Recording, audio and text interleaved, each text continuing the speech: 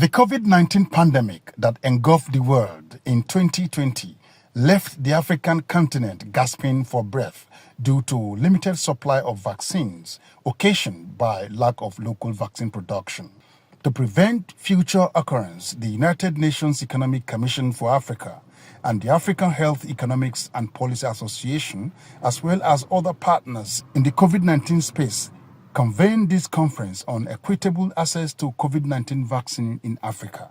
Speaking, the representative of the UN says it is high time the African continent perfected production of vaccine locally, stressing that such investment comes with enormous economic benefits.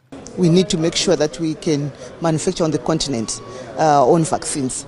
We have the market. If you talk of the African Continental Free Trade Area, which now combines the continent into one single market, that's 1.4 billion people. That is a big enough market for vaccine manufacturing. And with the free movement of goods, services and business people, now if you produce in Nigeria, which is over 200 million people, now you're looking at the continent for 1.4 billion to have access to that.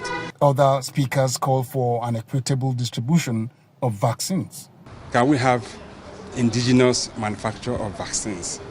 Credible vaccine access, so that when we need such vaccines, such commodities, life-saving commodities, they are available to our people. Some revolved around gender inequities, whereby more men were able to access the vaccines compared to female. And also we had geographical inequalities, where mostly urban population was able to access the vaccines compared to rural population. Joseph Kadiri, ITV News.